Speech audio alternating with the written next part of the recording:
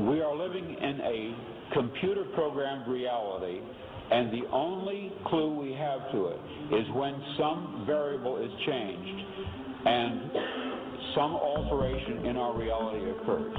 We would have the overwhelming impression that we were reliving the present, déjà vu, perhaps in precisely the same way, hearing the same words, saying the same words. I submit that these impressions are valid and significant, and I will even say this: such an impression is a clue that at some past time point, a variable was changed, reprogrammed as it were, and that because of this, an alternative world branched off.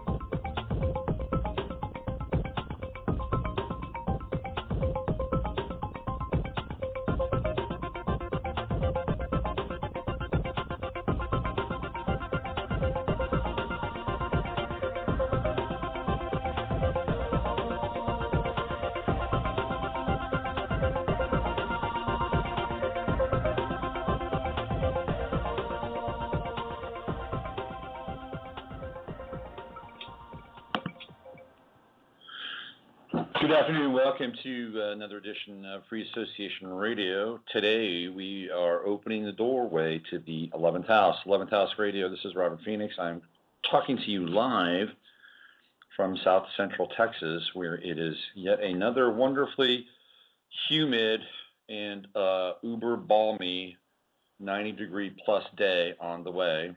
Summer now is officially here. We had some respite over the course of the last couple of weeks. We had some almost mid-spring-like weather with some nice breezes and even a few rain showers to clear the air. Well, all that is gone, and now we are approaching the dogged days of summer down here in the state of Texas, the Lone Star State. Today, the moon is in Leo. You got a Leo moon happening. Sun now at 8 degrees Cancer, and Mercury retrograding, but not for long. It's going to start to go backwards now, or actually it's going to reverse direction from going backwards. And going forward, Venus at 8 degrees, and that's in the sign of Gemini. And then we have Mars at 18 Libra, Mars crawling forward slowly as the Great Red Giant begins to approach the sign of Scorpio. We are past the midpoint now. Jupiter phasing out at 26 degrees Cancer, getting closer to Leo. Saturn retrograde at 16 Scorpio, and that's about to go direct, by the way. We're going to have a Saturn direct phase here fairly quickly. One of the things I was talking about, and I talked about this, unfortunately, or fortunately rather, I talked about it in a report that I sent to a magazine in Australia, which asked me for kind of a Pluto-Uranus square piece, and I didn't quite, of course, it being Mercury retrograde, I didn't quite understand what he was asking for, and I thought he was asking for some kind of an astrological sort of forecast for the days to come. And one of the things that I talked about in that was Saturn in Scorpio and the retrograde as it relates to a revelation. And I don't know how much you have been following what's been coming out of England about Jimmy Savile, but it is downright creepy. There have been a number of stories now coming out that Sir Jimmy, this guy was a knight, was very into necrophilia. I mean, he would apparently roam hospitals looking, he had this ambassadorial type status. And he probably had people on the inside of these establishments, these hospitals, that were allowing him to find cadavers to have sex with. I mean, it is beyond the pale. So I've talked about this. I talked about this on Gaiam, and I talked about this in this newsletter or this piece that I was doing. And sure enough, here it comes, more crap coming out of the cesspool.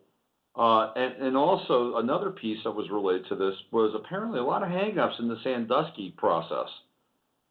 And what's really funny about it is you'll read about it in the sports world. You won't really read about it in the quote-unquote news world because, again, this is Penn State, and it was an athletic institution, an academic institution. And there are all kinds of strange snags and delays and things that kept the Sandusky trial from actually going to trial. And, of course, the sidebar or the caption for all this is, well, it was not politically motivated. Okay, well, if it's not politically motivated, then is it just part of a decrepit system that just doesn't work anymore? Well, I'm sure that it can be much more expedient if they so choose it to be. I think that they were doing everything that they could to delay and cover their tracks to make sure as much evidence to the alumni at Penn State was buried. So we still have another 14 degrees of Saturn and Scorpio. And I'm telling you right now, going on record, those last degrees of Saturn and Scorpio, they're going to be eye-popping. They're going to see things with Saturn and Scorpio you'll shake your head. You will shake your head about what is going to emerge. And I'm going to tell you right now, it has to do with kids. It has to do with predatory sex, the past and future as it relates to children. Okay, what's the date today? Today's the 30th of June. The time is 12:07. You're hearing it right now. You're going to hear things that are shocking. And what you're going to hear is you're going to hear a case put forth for the sexualization of children by the end of Saturn and Scorpio. Right here, right now. And it'll make some kind of major impact on people, and people will shake their heads. Because what's happening is we're being brought into a process of social desensitization. And that's happening with our morality and what we allow to take place in the world. We just had Gay Pride this last weekend. I don't have a problem with people, experiencing their sexuality. I don't. People can claim whatever they want to be, okay? But there, in my mind, and I may lose some listeners or readers over this, there needs to be some kind of public decorum about this stuff. I don't think it needs to be flaunted in the public marketplace. But what's happening is that it's desensitizing our ability to discern what is acceptable.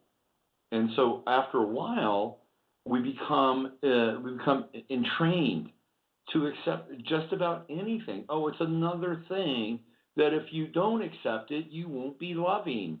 You'll be a bigot, or you'll be hateful, or you'll be a something phobe, right?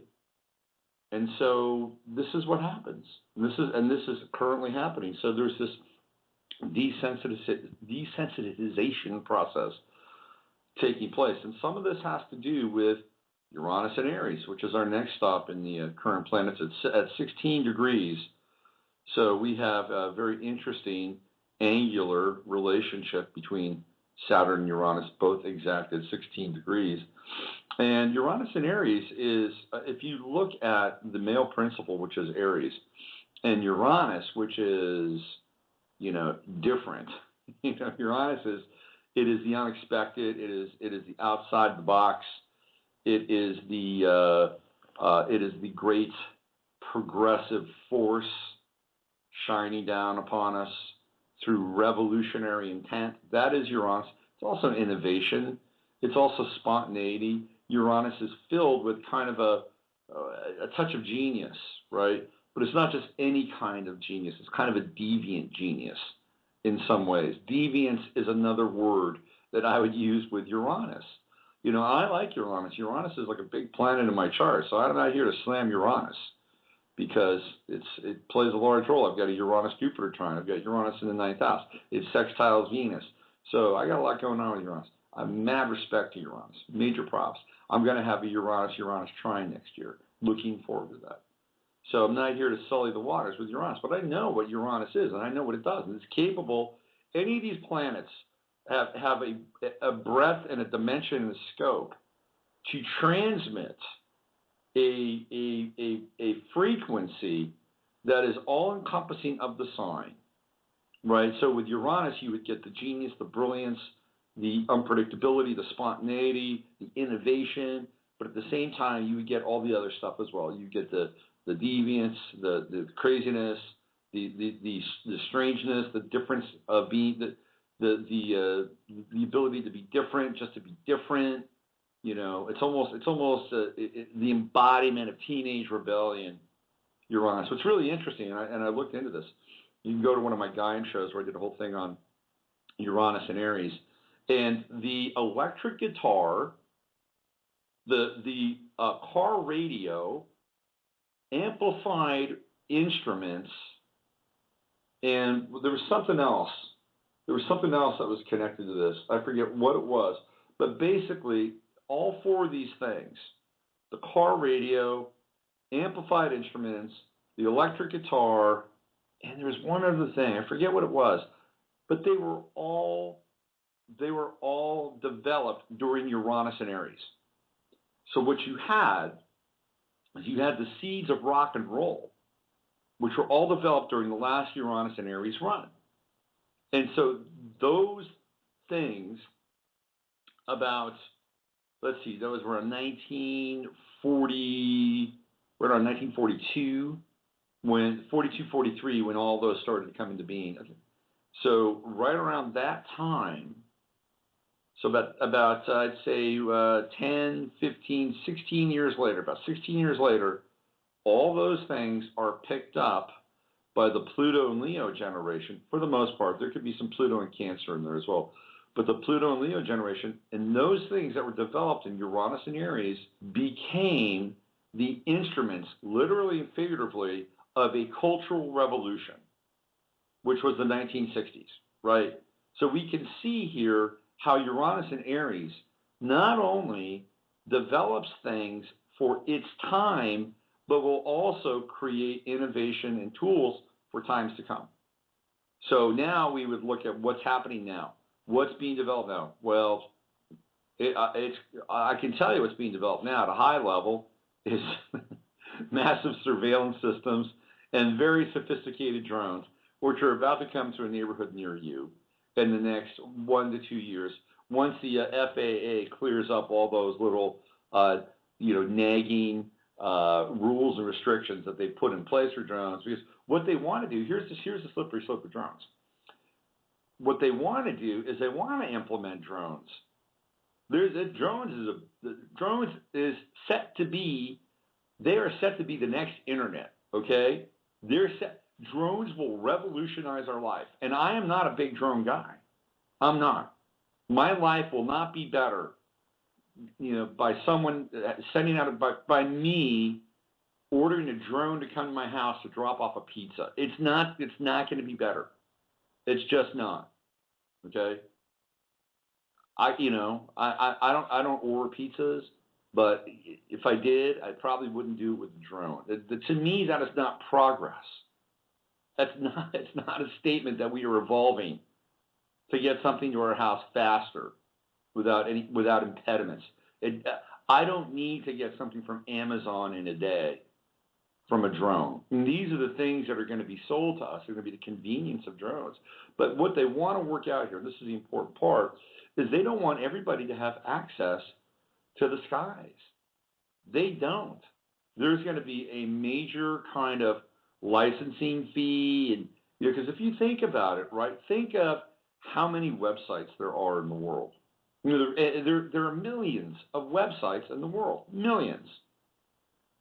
Now, these are people that took advantage of the wide open spaces of the digital frontier. Now, if drones are set to be the next internet, can you imagine what our skies are going to look like?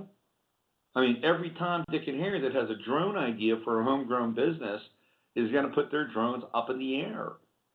And do you think that major corporations want to have competing airspace with any Tom, Dick, and Harry that wants to start their little drone business up? No, they don't. Because just like what corporations want to do, they want to control, dominate, and own everything, including the air.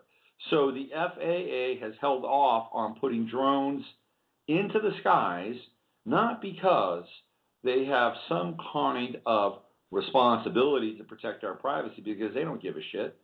But what they're trying to work out is who gets to put the drones up and under what conditions and how much the federal government will get back in terms of licensing fees or whatever they are requiring, permits, you name it, in order for drones to be implemented into the private sector.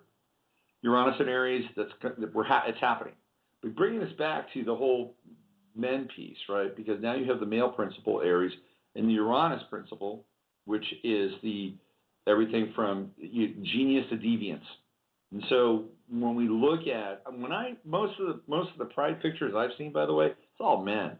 I don't see a lot of. I mean, I know that there are female pridesters out there or whatever, but it's all men. This whole thing is a very Uranus and Aries kind of feel to it. It is the reverse of Libra, right? Uranus brings us the reversal of whatever sign it's in. So we're not looking at Libra, or we're not looking at balance. We're not looking at synergy here. Not at all. We're looking at the male principle. The male principle, that's what it is.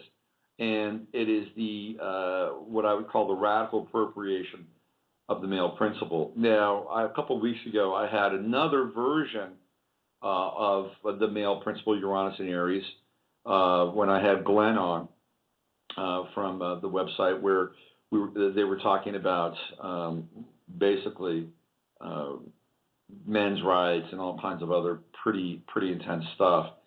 And that's a whole other kind of sort of backlash as to what's happening between the sexes. And it's kind of intense. You know, when I was a kid, I was a kid. I was only about 25 years old, 26 years old, and I was part of the first men's movement with Robert Bly and all those cats, right? And so that was very different. That was all based on kind of this myth of poesis. And now it's much more radical. You know, some of the men's work that's taking place at this point in time seems to be very militant in a lot of ways. That's another expression of Uranus in Aries. Neptune, 7 degrees in Pisces, retrograde. You know, we've been watching some of the Batman films here. And we watched the first one, Batman Begins, and Dark Knight Rises. Funny, they don't play the one with the Joker and Heath Ledger much, but they play the other two fairly frequently. And one of the things that's really interesting is in both Batman Begins and The Dark Knight Rises is the prominent symbol of Neptune and Pisces in both films. And in both films, they show up near the end of the movie. Now, I'll tell you what I'm talking about. Neptune plays a large role in the first Batman film. And here's how it happens, right? So first of all, you have Batman's evolution, which is a very Gemini kind of thing. Two personalities, right? He's Batman, he's Bruce Wayne. So he's got this duality already going on. He goes to Tibet. He hooks up with the League of Shadows, where he meets Ross Al Ghul and Ducard, Henri Ducard. And Ducard, by the way, means two card, right? So there's like two sides of the card. So again, we're dealing with Gemini and duality. And then what happens is, and I'm sure most of you have seen Batman, so I'm not going to be spoiling anything. If I do, I apologize. But Bruce Wayne winds up learning all he can from the League of Shadows and decides that he doesn't want any part of their BS, because they are a slightly fascistic group who sees that when things get too far along in society, when society evolves too much, and they think that it also involves a level of degradation and crime and perversion, they step in and they wipe everything out. That's their role. That they are the social catharsis. That they are the final solution. So there's a bit of a fascistic element to the League of Shadows. So of course, Bruce Wayne doesn't like that. He's like, screw that. I'm putting an end to this. And so what he does, he burns down the temple, and Henri Ducard becomes Ra's al Ghul.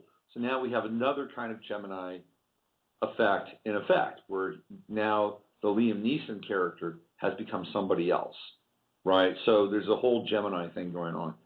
So Bruce Wayne, now if you remember about Pisces, Pisces represents places that are tucked away from the rest of the world. And what are we talking about? We're talking about prisons, we're talking about mental institutions, and we're talking about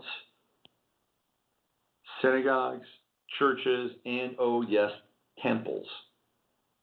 So Bruce Wayne makes a 12th house journey to Tibet, where he learns from the League of Shadows. This is a Piscean, Neptunian location, right? It's a big thread throughout the entire film. So then what happens? Once he's found his legs beneath him, he comes back. This is a resurrection, by the way. He comes back now as Batman. He's owned his shadow. That's what he's done. He has owned his shadow, his fear, thanks to the League of Shadows. And he comes back and he winds up fighting crime, right? And where is the crime that he's fighting? It's in Gotham City. And there is a corrupt politician named Falcone. And Falcone has been bringing in this drug from Tibet, this blue flower, which is very similar to scolopamine, I think. I think that's really what, and the scolopamine might have an interesting sort of side note here. When we talk about some of these mass killings, theoretical mass killings, I'll talk about scolopamine a little bit later. We'll try to tie this back into Batman. So what's happening is that there is a psychiatrist, Crane, and Crane is also another character, and he's a Scarecrow. So we're dealing with duality here, two separate personalities, right? And the actor who plays Crane also happens to be a Gemini. There's a lot of Gemini threads in Batman. Liam Neeson is a Gemini, and Morgan Freeman is also a Gemini. So the duality piece is also played out in the actors of the movie itself. It's very, very interesting. So here Crane is dumping drugs. Drugs are what? Drugs are ruled by Neptune and Pisces. They're ruled by Neptune and Pisces, right? That's what, hands down, if you want an astrological classification for drugs, it's either Pisces or Scorpio, and Neptune or Pluto.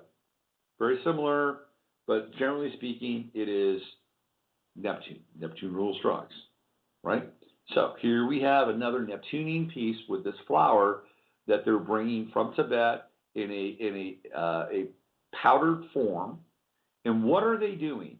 They are putting this drug into the water system of Gotham City, where in an insane asylum, right? So here we have drugs, we have water, the water system flowing through the city, and boom, the insane asylum. All three elements, Neptune, Pisces. There we go, right? So we have a very strong Neptunian thread running through Batman. And one of the things that is also really prevalent with Neptune is what is real and what's not real. People can have amazing visions, under a strong influence of Neptune. But is it real? Are they real visions, or are they just hallucinations and figments of the imagination? Very hard to say, right? Let's say Moses, has his 10 Commandments come down today.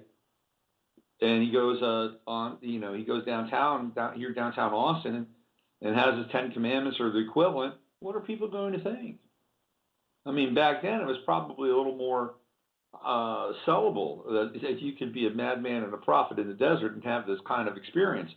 Now it's a little different, So I would say that sanity tends to be a fairly relative standard based on time, place, and circumstance. But anyway, what we have here is, again, this kind of Neptunian peace running all the way through Batman. And then the next thing you see is that they use this weapon to basically disrupt the entire city's water supply, bust it open, and send the drugs into the air, so the entire city becomes an insane asylum. And they want chaos to reign. And of course, the famous scene is at the end of the film where Batman gets into a fight with Ra's al Ghul / Henri Ducard on the train. Train is a symbol of death, by the way.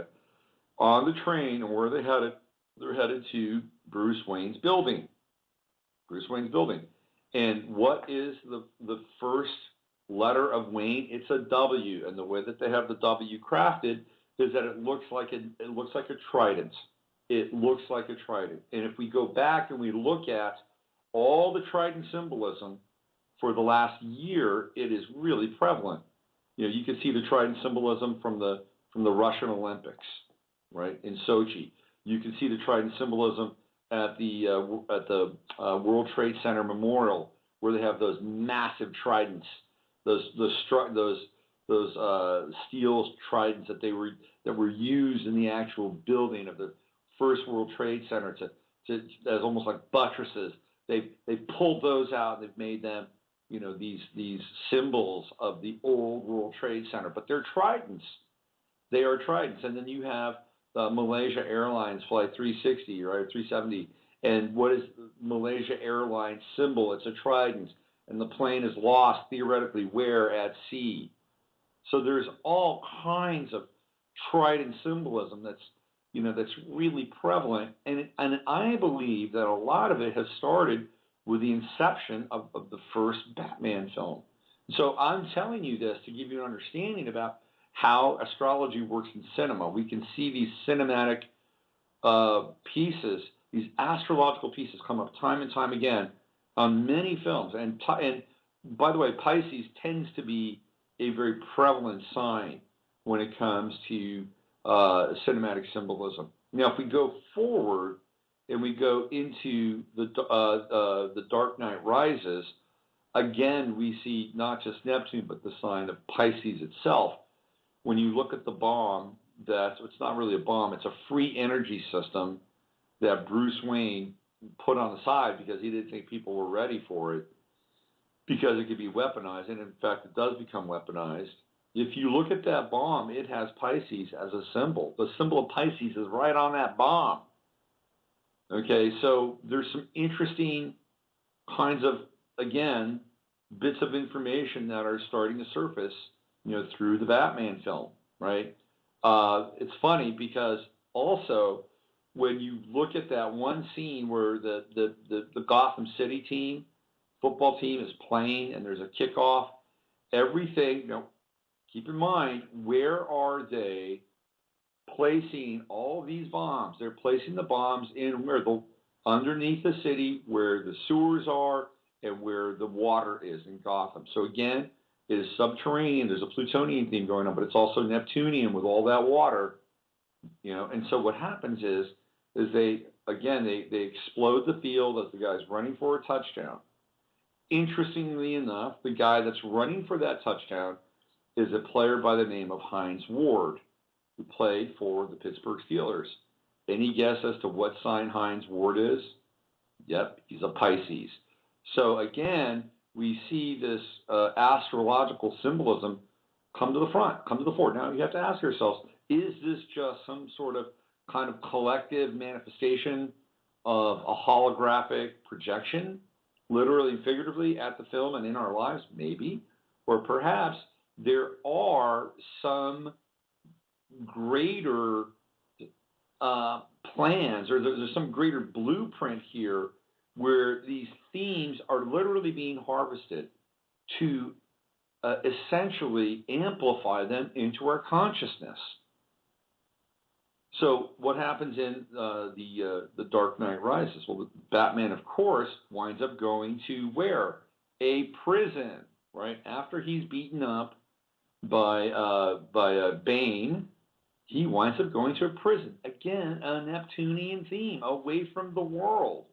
And he has to find himself, right? He has to literally and symbolically free himself from the shackles of his own prison, his own internal prison. And so then we come to the final scene where he returns to Gotham, and he's going to save Gotham.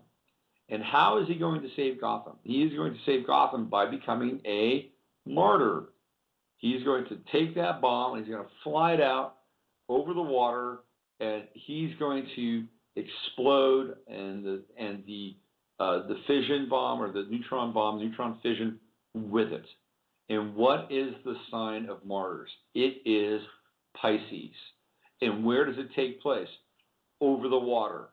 So again, we have this incredibly strong Piscean current going through, at least as far as I know, the first two movies. I'd have to spend more time with the film with Heath Ledger and the Joker, but these are very, very powerful symbols and very powerful themes. And the reason why they're powerful is because they emanate outwards from the films themselves into our consciousness, and we become fractal repositories. I don't like that word, but you understand what I'm saying. We become fractal receptors for the experience, and now we embody the exact same thing, or the exact same, or a holographic download or imprint from those films. So now we are carrying and walking around with this Piscean and Neptunian narrative in our lives, right? In our lives. And what's also really interesting is that a lot of these shootings that have taken place have Batman themes and Batman symbols and Batman memes. Look at our friend Jared Miller in Las Vegas, Nevada. Who is he? He's the Joker, right? And what was Jared Miller's big downfall? His big downfall is that he was a druggie, right? Not that he was a deceptive son of a bitch, because he was, but he was always in and out of jail because he was buying or selling drugs. And so what happened is that Mr. Jared Miller became an informant. Oh, by the way, one of the people that eventually took over the Batman series was Frank Miller. Okay, interesting connection. Doesn't mean anything. It's up for you to decide. It's an interesting connection. So Jared Miller became an informant. That's what he did. And so he infiltrated the Bundy Ranch, and he was essentially bringing information out of the Bundy Ranch. How many times have you seen Jared Miller as a spokesperson for the whole Bundy thing? There's at least 2 or 3 videos, separate ones too, where he's talking, and he has his patriotic screed down perfectly. Of course, the Bundy people kicked him out because they couldn't trust him. And then what happened? Well, now we have this whole event in Las Vegas where supposedly he and his bride, Amanda, who dressed up as Harley Quinn, the Joker's girlfriend, have a shootout. Now, here's what I think. I think that essentially they were being used. That's my sense. They were being used, and I think that it would not be out of the question for somebody like them, or anybody who is engaged in some of these mass shootings, and some of them are fakes, okay? I'm sorry, I'm on the record, some of them are fakes. Some of them are real. I think some people in Santa Barbara probably gone, okay? Not all of them, some of them. So we have kind of a bric-a-brac now. We have the bric-a-brac psyop, some real, some not. Okay? So, but it would not be out of the question to use a drug like scolopamine to influence these people. Now, if you know anything about scolopamine, it comes from Colombia, and there are versions of it in the United States. I've seen some scolopamine trees in San Diego, by the way. But you don't want to sit under these trees because they emit a gaseous pollen that will completely render any individual that sits under these trees into a highly suggestible zombie. And so what will happen in places in Colombia, they will actually take scolopamine and they will they'll powder it and they'll mix it into a drink, or they'll get it into somebody's system somehow, and they will tell the person to go home, walk them home. They'll tell them to open their door, and they'll open the door, and they'll tell them to give them everything, and they will. And about a half an hour later, after the drug is worn off, they'll realize that that their house has been completely ransacked, and they won't know how it happened. They won't understand, because the scolopamine also creates an amnesia-like state. So it wouldn't be out of the question to have some of these people be subjected to something like that. And I'm not saying that that's happened, but given everything that we've been looking at in terms of Pisces and Batman and the types of symbols that are potent in these films, it wouldn't be out of the question either. Okay, so what I'm going to do now is I'm going to take a little bit of a break, and when I come back, we're going to get into the ascendant, and we're going to talk about how the ascendant is really important, why it's important, and what it means in terms of each of individual signs and expressions and all that good stuff. All right, so you're listening to the 11th House. I'm Robert Phoenix, and let's have a little bit of music here. What do I want to play? Well, how about, hey, since we're in a Piscean, Neptunian themed show, how about Great Big Water? This is Alma Desnuda, Great Big Water. I'll be back in about 6 minutes. Or is that 6 or 5? It's about 5 minutes. 5 minutes and 5 seconds.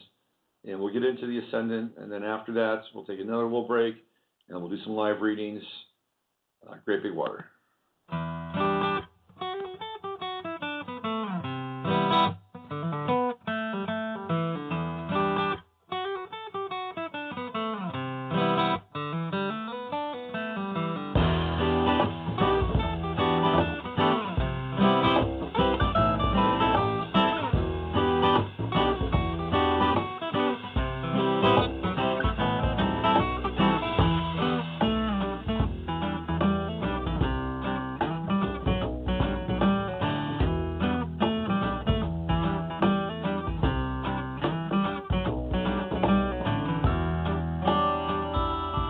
You know, I used to stumble around and I'd wonder why,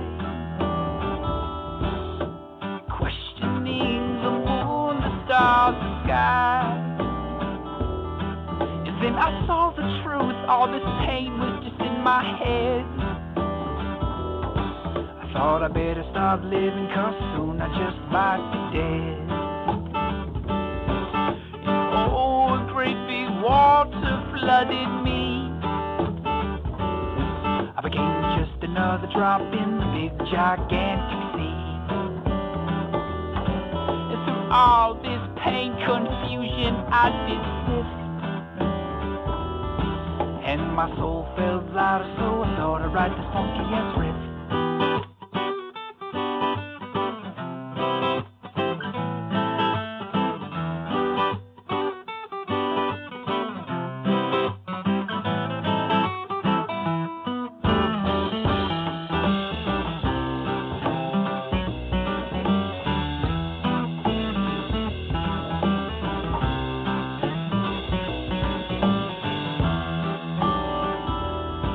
The next step, oh well, I took it logically, was to share my thoughts, my life philosophy. But not all of the people wanted me to speak. They wanted the safety and the comfort of their negativity. And then I read the words of Mr. Gandhi. World you want to see. And so I closed my mouth and I tried to live the truth. And so it was a whole lot harder than preaching from the preacher's booth. Oh, a great big water flooded me. drops, but we ripple to infinity. And if ever you should forget this and start the trip, just listen to this message while we drop our funky riff.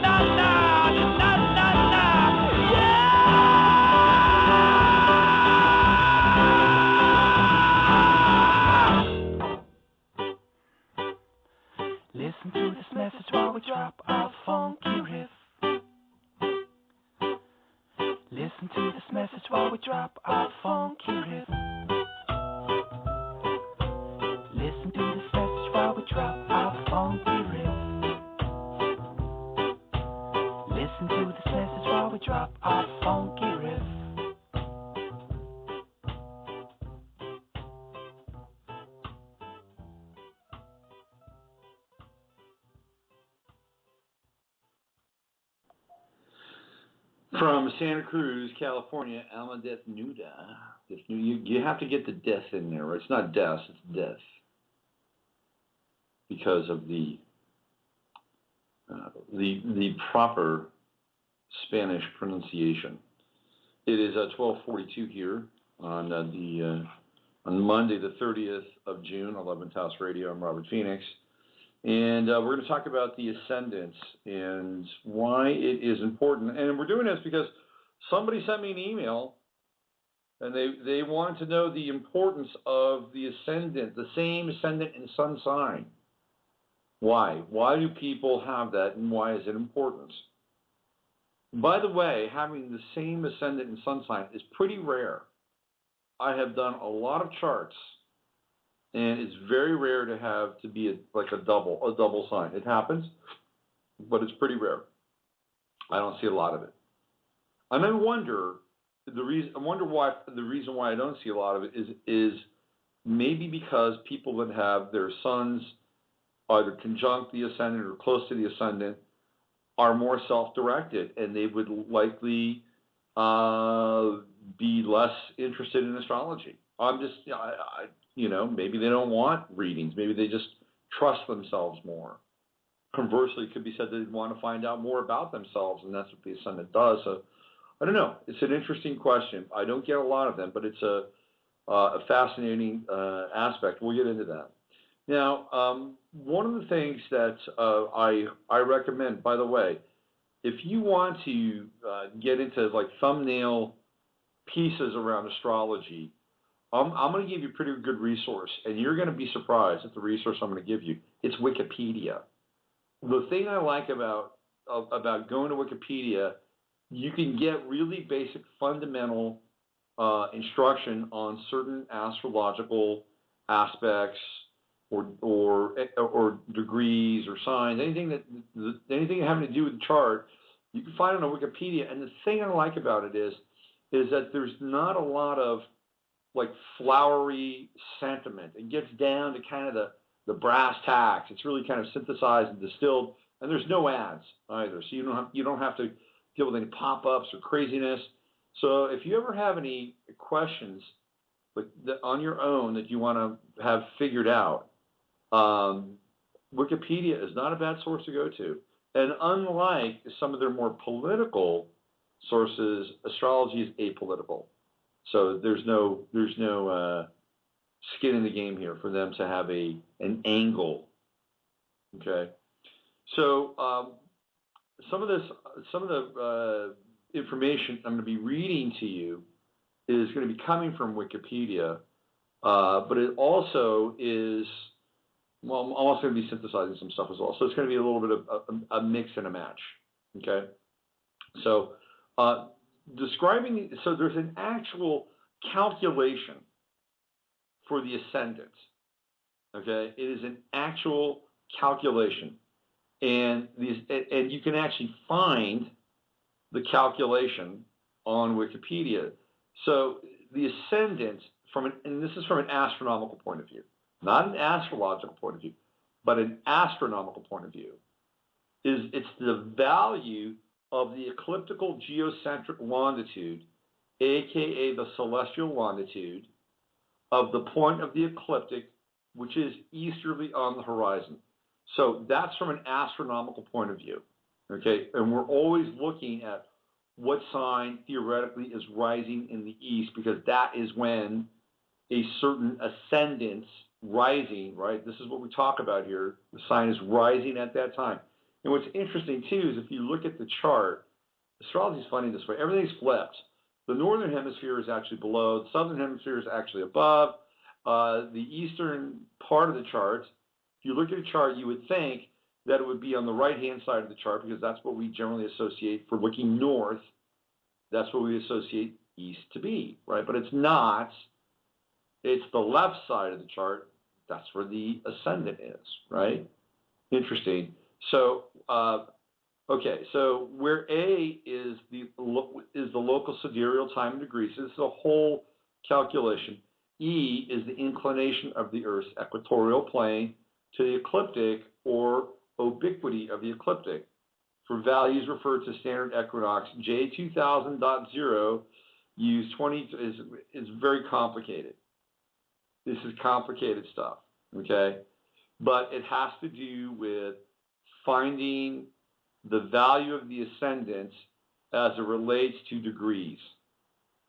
And then you basically, by using this calculation, astronomically speaking, you would be able to find what constellation is rising at a certain time of day. Okay, it's fairly complicated. This is astronomically, and we're talking astrologically, so it's a little bit different, right? So, and also with the ascendant and how and the time that that a sign is in the ascendant, those signs, actually, you would think that it's about 2 hours for each sign, right? But it's not. Some signs actually move faster as part of the ascendant, because the further north you go, the faster it moves through the various signs. And again, if you flip it and go to the southern hemisphere, the same thing happens. So there are points in the southern hemisphere and the northern hemisphere where some signs are moving up to 2 hours, some are up to 70 minutes, and some about 55 minutes. It's fascinating. Like, for instance, if you were to do an ascendant for the latitude of Paris, Pisces, Aries, and Taurus only take about 55 minutes to cross the eastern horizon. Isn't that interesting? Aquarius and Gemini take about 70 minutes. Cancer and Sagittarius have an ascension of around 2.5 hours, and Leo, Virgo, Libra, and Scorpio around 2 hours and 45 minutes. So we would have much larger first houses as a result of this, right? So at higher altitudes, it becomes even more marked. You know, Pisces and Aries, if you go to St. Petersburg, Russia, Pisces and Aries they ascend in 30 minutes. Aquarius and Taurus ascend in only 45 minutes. And Capricorn and Gemini, an hour and a half. And Sagittarius and Cancer in 2 hours and 40 minutes. Leo, Virgo, Libra, Scorpio take as much as 3 hours and 15 minutes. When you get to the equator, everything is the same, pretty much, right? Because we're dealing with the equatorial plane, the celestial equatorial plane, and also the Earth's equatorial plane. So you're in an almost perfect longitudinal, there would be a perfect latitudinal access to both, right? So it's interesting how the ascendant can be determined, the length of the ascendant, the time of the ascendant can be determined, and even the size of the first house can be determined by where you were born. Fascinating stuff, okay? Very, very fascinating. If you go south, everything is reversed. Like go to Concepcion, Chile, and Pisces and Aries ascend in 2 hours and 20 minutes. Aquarius and Taurus ascend in 2.5 hours. Capricorn and Gemini ascend in 2 hours and 20 minutes. Sagittarius and Cancer in 2 hours. Scorpio and Leo, 90 minutes. And Libra, Virgo, in about 75 minutes. So everything sort of goes in the opposite direction when you reach the other side of the equator. Fascinating stuff. Okay, so here we have we understand, or at least to some degree, we can understand the mathematical value of determining the ascendant. It's a fairly high kind of math equation, but it is fairly exact too. That's astronomically. So we have the ability to use computer software to help us determine at what point in time, what constellation theoretically was rising in the east at the time of birth, thus setting the entire chart. Okay. Once that's set, once we have the ascendant, then everything else falls into place. We see all the degrees, all the various houses, and we see the planets then occupying those houses and having an angular relationship with each other. It does not happen until we have the ascendant. Now, one of the things that a lot of people some people struggle with is they don't know their birth time. So you really cannot do a full chart without a birth time. And a birth time can be determined through a process called rectification. Now, I have had Ra on the show, and he's quite good at rectification. And I also do rectification, and I've done about half a dozen this past year where people did not know their birth time. And by simply asking questions, I was able to get, in my mind, as close as I could to an actual birth time. And I actually enjoy rectification because it helps me engage my Scorpio ascendant and try to figure things out. And I have my own methodology for that. Some of it is standard and some of it is not. So we can begin to address the chart without a birth time if we engage rectification. All right, so let's say you know your ascendant, and we have your degree of your ascendant. Okay, and what does that mean? All right, so what it means for me as an astrologer and how I understand the ascendant is that it becomes an incredibly important evolutionary point for the individual in their development, because the ascendant is what we interpenetrate and act through on a day-to-day basis. I like to use the analogy of, let's say that the chart or the wheel is a orb. It's an orb, and we're sitting in the orb like a spacecraft in some ways, right? And the ascendant is the windshield. It's the windshield of this orb that we're in, moving through space and time, but it's a permeable windshield, meaning that things can move in and out of it. That we are at the effect of elements in our environment that impact us, and then we impact the environment around us as a result of it. Right? This is the idea of the ascendant, that we come into the body with a sun sign, and that sun sign is our core. It's our core. But we are learning to become the rising sign or the ascendant throughout the entirety of our lives. And it's my experience and also my estimation that we become more of our ascendant as life goes on, and that ultimately the ascendant becomes, in many ways, who we are. And by the time we have our last breaths here, we have formally moved into the ascendant as our operating system on the planet. I'm not the only guy, okay? But this is my theory on this. And then what happens is that whole evolution towards the ascendant takes time, and it takes integration. Now, the ascendant also becomes a strategy for the individual, and it becomes a survival strategy when you're young. Well, because when we look at the ascendant and the role it plays in the life of a young person, we can actually see, as an astrologer, how that person's life played out in the beginning of their life, and what they learn from it, from their environment, and how they use the ascendant as a strategy to get through life on a day-to-day level. Okay, I'll use my own chart as an example. I have a Scorpio ascendant. I'm a Scorpio rising. My life as a kid with a Scorpio rising, late degree Scorpio rising, was fairly intense. I grew up in an intense household. I had a father figure that was, not always very predictable, and he could be quite explosive. So what I had to do, and this was my Scorpio rising training, was I had to deal with intensity in the immediacy of my environment, a scorpionic kind of intensity, a life and death kind of intensity, right? That's what I was dealing with growing up. And so for me, what I had to do to have my own survival strategy with the ascendant kick in is I had to be able to be hyper vigilant and judge whether my environment was safe or not. And how did I do that? Well, I had to develop skills that were highly intuitive, that I could read the room. I could see that if there was a feeling in the air of anxiousness or angst or heaviness, I had to look for body language. I had to be aware of, a few sentences and somebody going in a different direction.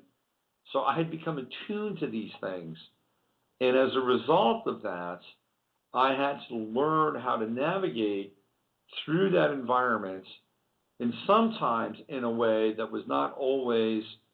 I became more survival based as a result. And when an individual is kicked into survival, they have different kinds of behaviors that come up, and they are not always the most morally proficient or sound. So this is how the Scorpio ascendant, at the beginning, as a strategy, takes place.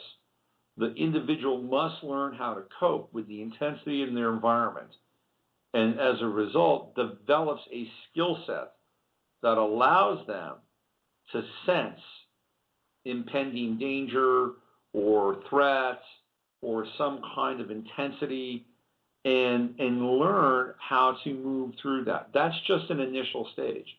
Over time, as the individual grows and grows beyond that, by exploring their own scorpionic nature inside themselves, their own shadows, everything that goes along with that, those pieces become transformed into something else. That's the nature of Scorpio, by the way, but it's also the nature of the ascendant with every sign, that there is a refinement and an evolutionary development as we move through the gradations of the ascendant and rise literally to higher and higher octaves of the spiritual and the alchemical distillation of the ascendant. So hopefully, by the time a person reaches midlife, they have lived long enough with the ascendant that they have some level of mastery over it. And now they can begin to explore the higher octaves of what that ascendant is and how they can give back to the world on a day-to-day basis, right, one-to-one, through the evolved aspect and the transformation of the ascendant itself. So theoretically, as a Scorpio rising, one of the ways that I might do that would be to hold space for people through my work, their intensity, whatever it is they're going through, their path, their journey, their walk, and to be able to help them navigate through those places.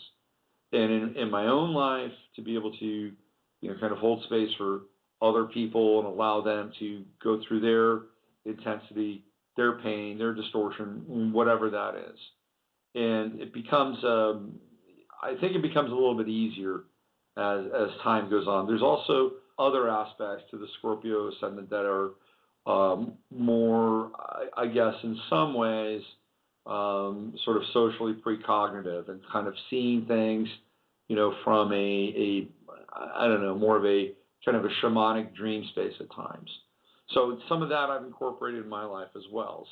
So hopefully what happens is that over time, we move through the ascendant and we own the shadows of the ascendant and we transmute those shadows.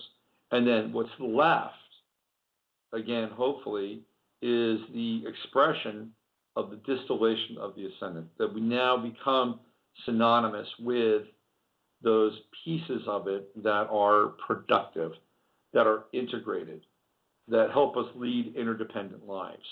Because ultimately, that's what the ascendant is also here to do, is to be a compass towards interdependency so that we can have our own experience as an individual and share that with other people at the same time. That's what interdependence is, right?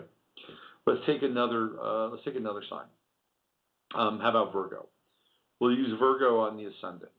So as a young Virgo person, a couple things would happen with a young Virgo person. They would be held accountable for their performance. That they would have parents that would, and this is also very close to the Capricorn ascendant too, that they would have parents that would be critical of them unless they performed. Now, the Capricorn ascendant is, again, somewhat similar. The Capricorn ascendant, however, the individual would be rewarded if they achieved, and only if they achieved. The Virgo ascendant would not necessarily be rewarded, but there would be a kind of a cycle of criticism where the individual, and the criticism, by the way, may be real or imagined, because people of Virgo rising tend to be sensitive. They're sensitive people. So it may not take much for a Virgo rising person to internalize criticism. So, but the key here now is that if the Virgo ascendant wants to survive, and the ascendant is a survival strategy, that they begin to develop the personality in a way that they get something back from the environment that allows them to move through life. So for the Virgo ascendant, it is about performance. Because if they are being criticized for not performing, even if it's slight and they internalize it, they in turn will become achievers to some degree. That they will make sure that they have their I's dotted, T's crossed, and that they can be basically held accountable for what they do at the very least. And at some level, get rewarded for their performance. And so the Virgo ascendant winds up becoming engaged in the act of perfection and controlling the chaos in their environments so that they can have some degree of order so that they can be consistent. And when they're consistent, they know that they can do the same things over and over again, have a routine, and thus ensure a higher degree of success. And this is what happens when Virgo is on the ascendant. The shadow of Virgo on the ascendant is that the need for perfection and the desire for order can lead to complexes. And sometimes they are health related, and especially eating complexes. I've seen people that have Virgo on the ascendant and they do not do well with their health because they go through times where they can be very extreme about their health, and they can be very judgmental about their diets. But this is all, by the way, when Saturn crosses the ascendant, the ability to change the self, or change the ascendant, or change how we interact with the world becomes profound. There is a reset, and there is a new, in some ways, lease on life when Saturn crosses. Not everybody will have Pluto cross their ascendant in a lifetime, but everybody will have Saturn cross their ascendant. So it's in some ways like Pluto crossing the ascendant, but not quite as much, not quite as dramatic. But that Saturn is also, it's about peeling skin and dropping layers, right? What does Capricorn do as it gets older? It gets younger. So there's this kind of interesting reverse effect with Capricorn. It's heavy, it's got mass, it's got compression, but if we do it right, it also allows us to drop things. And for many people, especially with Virgo on the ascendant, when Saturn crosses that ascendant, they get very, very intense about their physical well-being and transforming that and becoming more in alignment in a healthy way when Saturn comes into play in the first house. So Virgo, as it gets older and it evolves, theoretically, what it develops is it develops a healthy relationship with the environment around it, so that the relationships are healthy, the attitudes are healthy, that it's not based on a need and a desire for perfection, so that it can still the small nagging voice of criticism. By that time, by midlife, the Virgo ascendant should know itself. It know itself in a way where that voice has been silenced, and that what the individual has developed are healthy habits, healthy relationships, healthy places to live and to visit, healthy styles and modes of interactivity. And when I say healthy, it also is healthy in a sense that it's healthy for the other people as well. And that people with Virgo on the ascendant, trust me, they need to be involved in some kind of health field. They need to be either nutritionists or trainers or something that allows that Virgoan capacity to come through and be of service to other people. That's part of the health, that's part of the balance, right? That's part of the giving back. Because again, once we hit our middle years, theoretically, the ascendant is there to help us bring something into the world that is unique to not just the ascendant, but all the other planets that are part of the astrological matrix. And the ascendant is the outpoint of all of it. So when we talk about our rising sign, we're not just talking about our rising sign. We're talking about our rising sign as a point, a focal point of astrological amalgamation, which is the entire chart. And it's something that's kind of hard to comprehend. But if you step back and you look at the chart in its entirety, you see that it all goes, it goes into four places, the cardinal points. But we see that really, because it's day to day, it all goes out the ascendant, all right? It all goes out the ascendant. And it all goes out through the filter of the ascendant. So it's not just your sign or what degree it is, but it's everything. It's everything that goes into play. And that's when you have to look at the chart from a really kind of holistic and macro level, right? If you step back, and everybody that's listening to the show, if you step back and you look at all the various elements of your chart, you'll see that some of them will come through the ascendant, right?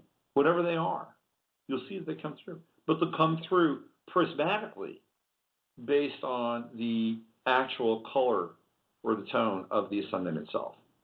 All right, let's take another one. Let's take another ascendant and play with this a little bit more. How about, let's take one that's not heavy. How about Sagittarius? We'll use Sagittarius on the ascendant. It's one of my favorite ascendants. The young Sagittarian person is generally, and again, if you are studying astrology to become an astrologer, one of the things that you can learn about from early development can be based on the rising sign. You can kind of tell what kind of environment a person grew up in based on the rising sign. And then you have to do some deductive work and find out what else is factoring into it, but it can be done. So let's use Sagittarius. The early life of a Sagittarian, young Sagittarian person is very different than the young life of a Scorpio or a Virgo rising person. Those signs have, in some ways, limitations and severe limitations at times placed on them. And so the individual has to go through some kind of rigorous process through the ascendant in order to kind of get it together, survive, and move on, right? Sagittarius, there may be absolutely no limit, right? Somebody that has Sagittarius rising may have grown up in an environment where there might be very little oversight. And by the way, I am 28 degrees Scorpio, which means my first house is mostly Sagittarius. And I was a latchkey kid, which meant that I came home at about 3 o'clock in the afternoon from school, and most times my parents wouldn't get home to 6:30 at night, sometimes 7. So I would have 3.5 hours, 4 hours where I was by myself, and I was an only child. That is a Sagittarian kind of ascendant, or at least a first house. We can see that there's no limits. Now, they may not be a great thing, especially when you're a young kid, but it's that kind of openness, that kind of, hey, I can do whatever I want because there's nobody around here. You know, they're out somewhere else. So hey, I'm an explorer. So we can see a Sagittarius ascendant. They can have a foot in that world. That's one version of it where there's not a lot of supervision. So they get to kind of figure out who they are on their own. All right? No limits.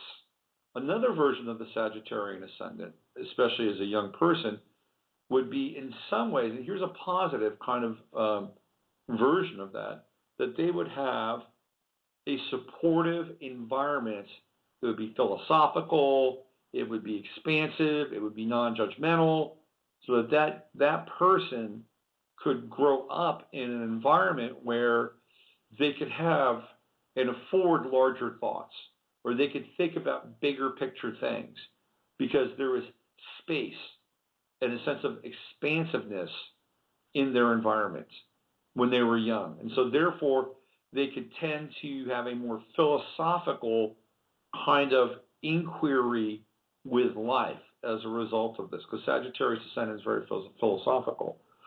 Sometimes that space and that expansive nature may not necessarily be philosophical or emotional. It could be physical. It could be that the person grew up in an area where there was just a lot of room. That maybe they grew up on a ranch or on a farm or someplace in the country. Sometimes Sagittarius on the ascendant can indicate a person might be born or maybe from another place. And so they would then come into another environment that theoretically could be more expansive or certainly different than the one that they came in. But physical space is also another aspect or component of the Sagittarian ascendant, because these people need space. They've grown up with space. And so is there a survival strategy or survival skill for the Sagittarian ascendant? Yes, but it would not be the same for Scorpio and Virgo. The Sagittarian ascendant has to learn limitations on its own. It's not about the limits that are imposed upon it, although that can happen. It's more about what happens when they exceed their limits. And usually, because we're talking about the ascendant, that is a personal choice or a series of personal choices. It's about the ramifications of going too far. And Sagittarius will always push and see how far they can go. I was like that as a kid. I pushed. How late can I stay out? Okay, if I can stay out this late, maybe I can stay out this late. Maybe, I pretty much pushed it as far as, okay, it's about 15 minutes after the street lights have gone on. I think I can get away with this. And of course, it just drove my parents insane. So this is what Sagittarius, their survival skill is going to be something they have to experience on their own. That's one of the things that's kind of interesting about Sagittarius, is because they don't like limitation. Now, let's say, for instance, there is a square to the ascendant with a Sagittarius personality, Sagittarius rising personality. That would mean that there would be a significant amount of limitation placed on that ascendant, right? It would be significant. So let's say there's a sun square to the ascendant. That would mean that somebody in the environment, an authority figure, most likely the father, could be putting their foot down and saying, hey, man, you got limits here. And so then what happens is that the Sagittarian ascendant must understand and deal with the impact of limitation from an authority figure on the life, and whether or not those demands are valid, or whether they exceed a level of limitation that the Sagittarian personality, Sagittarian rising personality, will allow. So this is part of their piece, right? Sometimes with a Sagittarian ascendant, the individual can also be raised in a religious or a philosophical setting. We already talked about philosophical. Sometimes it can be raised in a religious setting. Now, in some instances, it may not be a bad thing. In other instances, it could be very, very difficult. And that, again, this would be a limitation that would be imposed. They would find out what the limitation is. In this case, it would be a social limitation based on an institution, i.e. the church. But what the Sagittarian ascendant ultimately is here to do is to expand and explore the personality and the self. That's what it's here to do. And because you're dealing with Jupiter as a planet here, ruling planet, people that have Sagittarian on the ascendant tend to be jovial and upbeat and enthusiastic. And it's said that Sagittarius is a lucky sign. And I've said this before, there is some truth to that. But the reason why it's a lucky sign is because the individual creates their own luck based on their attitude and their outlook, which is more open and democratic and non-judgmental. And so by having that attitude ingrained in them, then they can go into the world and people like them. And so luck certainly follows a pattern of likability to some extent. Now, I do know some Sagittarian people who are plain flat out lucky. I've seen that. I've seen them. I've seen them, step in a pile of dog crap and then get it off their shoes. And, oh, guess what? There was a bag underneath the pile of dog crap with, a couple $100 bills in it or something like that. I've seen Sagittarius people do that. They're kind of amazing how they're able to bounce back and get on their feet. And what looks like imminent defeat for one person, that doesn't happen to the Sagittarius person. To that extent, there may be some truth to the fact that they're just inherently lucky. They're great 11th hour people. So again, what does Sagittarius do when we reach the distillation point of the ascendant, where the lessons have been integrated, and we're talking midlife here? They're here to share their wisdom, their experience, their knowledge, their philosophy, and do it in a way that's generous and abundant and kind of gregarious, And at that point, the Sagittarian ascendant becomes a giver, right? And it becomes engaged in the act of service, but it only engages in the act of service after a long sort of phase of self-service. Because the Sagittarius is kind of a selfish sign. Sagittarius just likes to do what it wants to do, get up when it wants to get up, eat what it wants to eat. It is probably the most, in some ways, debauched sign. And one of my favorite examples of Sagittarius is Jim Morrison. And you can see what happened to Jim Morrison in about 2 years worth of complete rock and roll debauchery, if that's the same Morrison, by the way. But that's a whole nother story or a whole nother show unto itself. But he was fat. He was, he had a big belly, he had a beard. Jim Morrison had assumed his Sagittarian persona to the full, right? The other kind of, And they're both born on the same day, by the way. Another version of this would be Sinead O'Connor. Sinead O'Connor went into the religious aspect of being a Sagittarius in a much bigger way, right? So for Morrison, it was paganistic, it was hedonistic, it was Dionysian. Sinead O'Connor went in the other direction, and she became I guess she's a priest now, and so she went into that sort of the more dour, more and so I wouldn't say judgmental, but certainly strictly moral sort of capacity of Sagittarius. And Sagittarius does have a strong moral component to it as well. They can be extremely religious and sometimes extremely zealous and judgmental. Sinead O'Connor went the other way, again, born on the same day, different years. Jim Morrison, she went in the other direction. And to me, they represent the polarity in some ways of Sagittarius and where, both ends of the spectrum, where you can go with it, right? Okay, so what we're trying to what I'm trying to share with you about the rising sign is that it's really important, and it allows us to see how we interact with the rest of the world.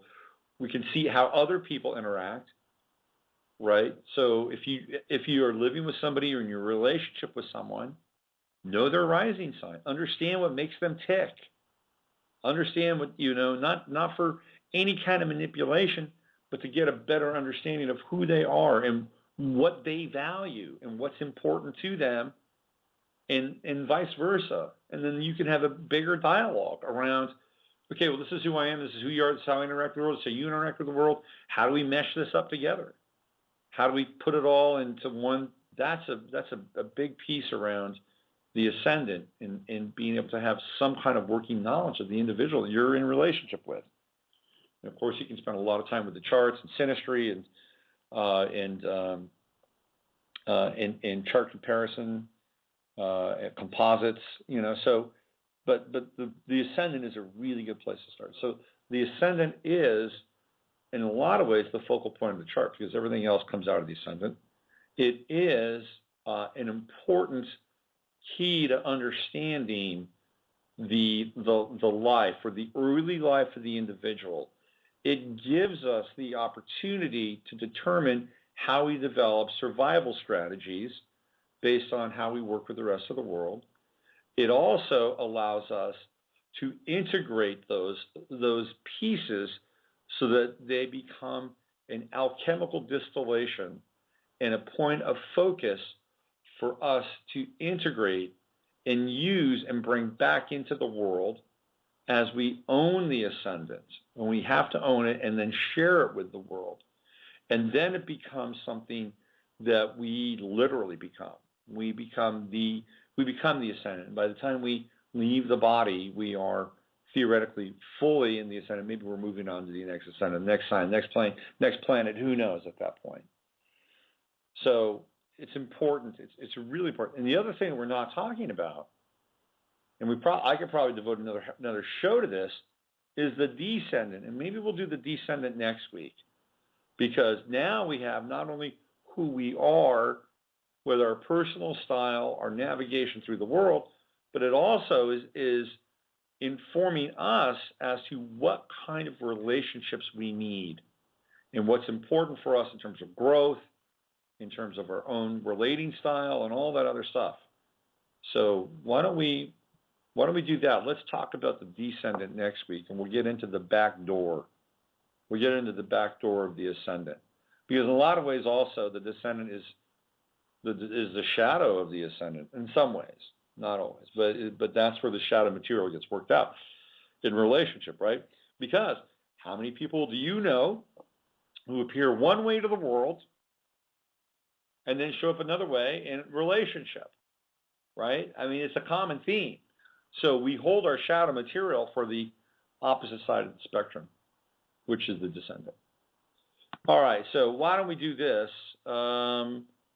Why don't I play a little bit of music? I got somebody on hold here, and they probably want a reading. So why don't I play a little bit of music, and then let's see, and then we'll come back and do live readings. How does that sound? Does that sound good? Everybody groovy? Everybody groovy with that? All right. Now, I know it's terrible. It's terrible. I'm probably going to get some kind of notice from YouTube, Google, but I can't help myself. I have to play this song because I like it a lot. It's my favorite song by a band called Wire. It's called Map Reference. I'll be back in 3 minutes and 40 seconds.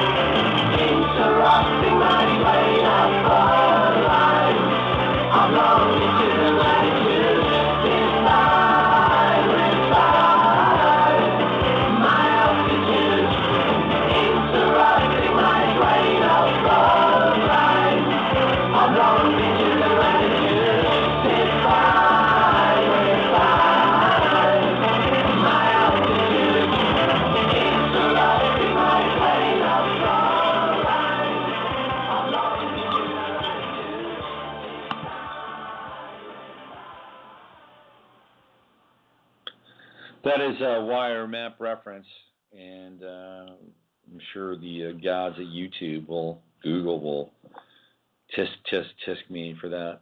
So we're going to get into some live readings here, about 30 minutes left in the show. I just wanted to kind of circle back real quick about the rising sign and the sun sign, and they're both in the same sign. What does it mean? What is the significance? I was cruising the chat room, and they basically somebody said, it was wildflowers. What you see is what you get. I think it's a really good phrase for that. That's a good sort of catchphrase, is what you see is what you get. But I also think that if you have the same sun and the same ascendant, it's like you came here to understand that sign both implicitly and explicitly, right? That it is going to be your journey through life to fully integrate that sign on every single level. not just your level of interactivity with the world, but also at a core level and vice versa. And it would seem to me that people that have the same sun and the same rising sign, I think, have a particularly good chance at being successful, because generally speaking, the sun will be in the first house. Not always. Sometimes it's in the 12th, and coming out of the 12th and towards the first. That might be a little bit difficult. So I think, and again, we have to look at the ascendant based on where the sun is.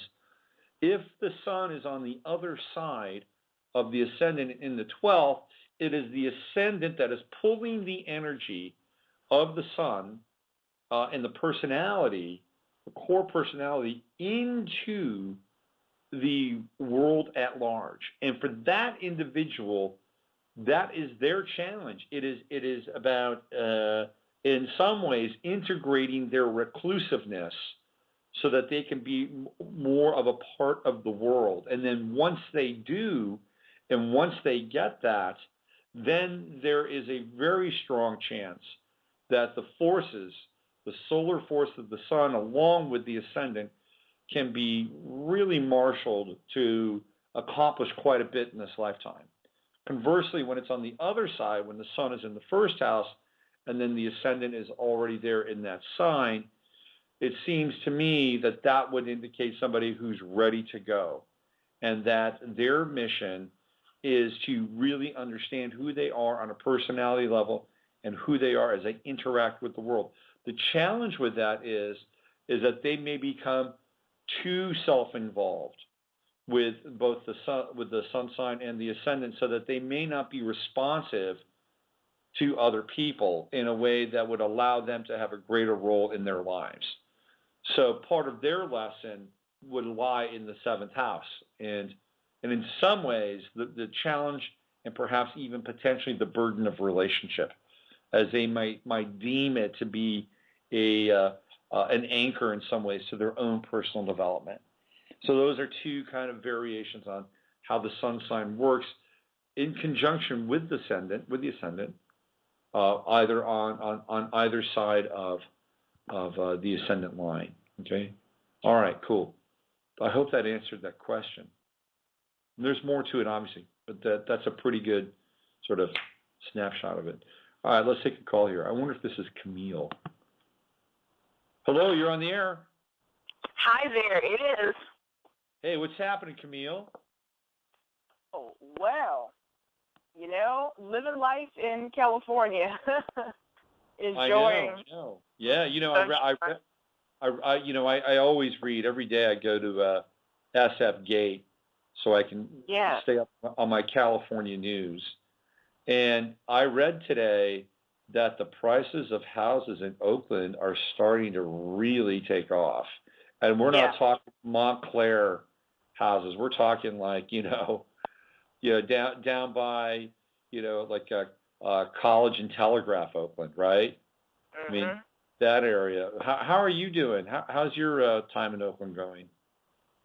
I'm good. I'm in Alameda, just kind of like getting to know myself, getting to know like so many things, and I'm resonating with what you were talking about with the Sagittarius ascendant, because all those things I really have had to learn on my own without any assistance from anybody. Right. And it's been a little bit intimidating or perplexing, but for some reason that's what I came here to learn. So is that the Sag ascendant? Is that what we're talking about? Yes. Yeah. Yeah. Yeah. Living without those kinds of limitations, which the Sag ascendant kind of brings along with it, it can be challenging. Yes. There's a plus and a minus to that. So, you got a birthday coming up. When's your birthday, Camille?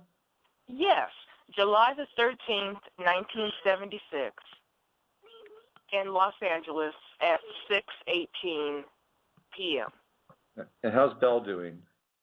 Oh my gosh, She is active and healthy and getting into everything. I got her 2 cats, 2 adult cats, and she is running after them and learning how to speak because, you know, they meow, so she meows. So she thinks she's a cat. She does the litter box. She does the food. It's crazy.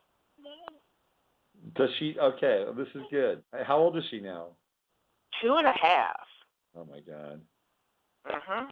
Man, how time flies. It just seems like yesterday where you basically told us that you had one of the most amazing deliveries on the face of the planet. Exactly. Yeah, if people are not, and you've shared this with us before, just to give people a bit of a backstory here. Camille was pregnant and didn't know it, and she went for a bike ride one day, and she came home and took a bath, and 30 minutes later she's in the hospital giving birth. And these stories do occur, but they're very, very rare. So we've had the Immaculate Conception, and Camille had the Immaculate Creation or something. I mean, it just happened. It's a total mind trip. I mean, think about how quickly your paradigm had to shift within just a matter of hours. Really incredible. Yes, wow. It did. Yes, it did.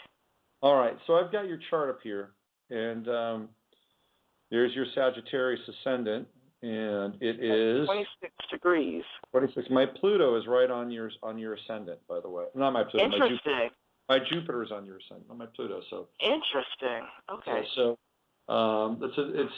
so I'm here to help you. I'm here to help you understand how to be a Sagittarian ascendant. Excellent. Okay. All right. So what do you want to look at or get into with your chart? Well, whatever the transits. Okay. Maybe the solar return. Could you look at that or? Oh yeah. Why don't we do that? That's a great idea. We could use this as kind of a teaching moment as well. The solar return, for people that don't understand it or don't know much about it, is a method where you take your birth elements, right?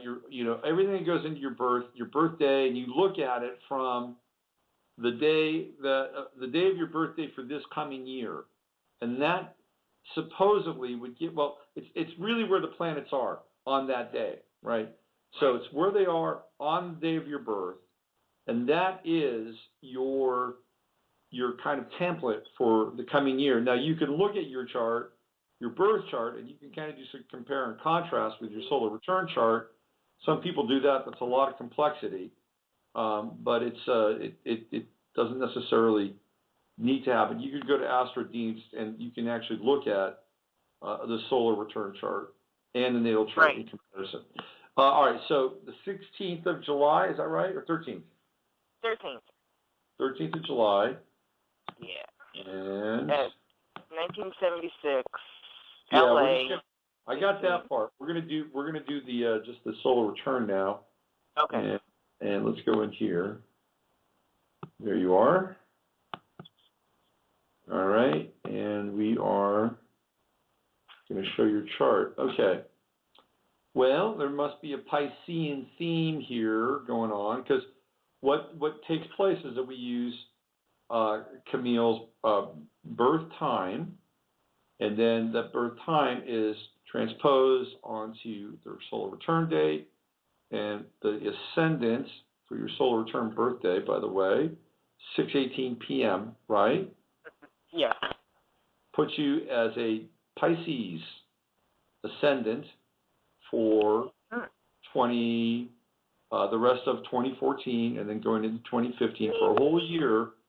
Your Pisces ascendant, and you have your Neptune is on the ascendant, Chiron is on the ascendant, and your Sun and Jupiter are conjunct in the 5th house.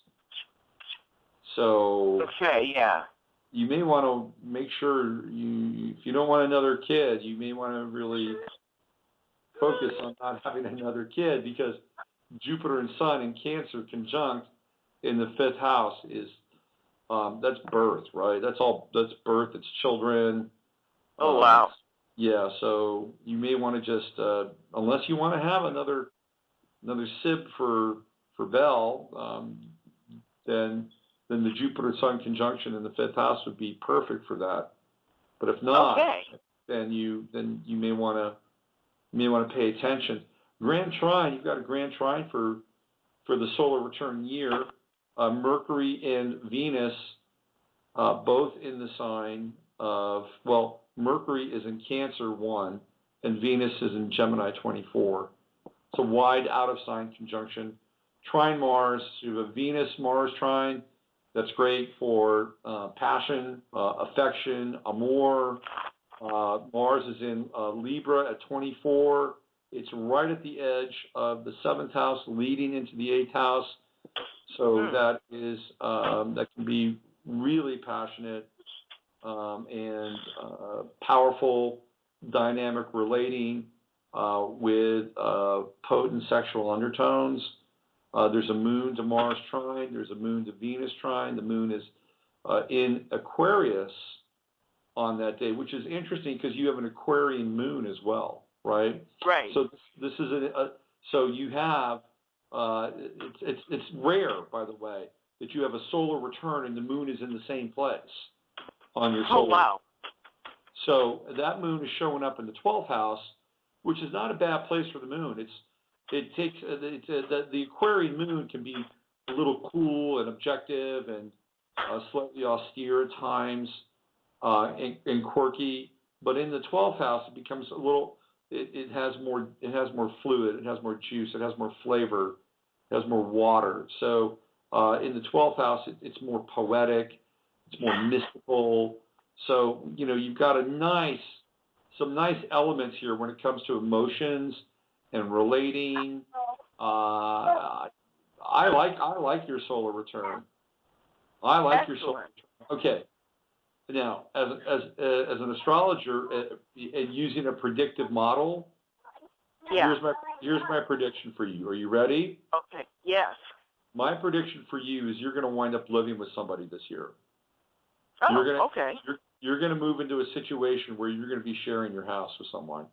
Now, this could be just a roommate share, but I would think that you would be squandering all the juicy Mars, Moon, Venus action by just having a roommate.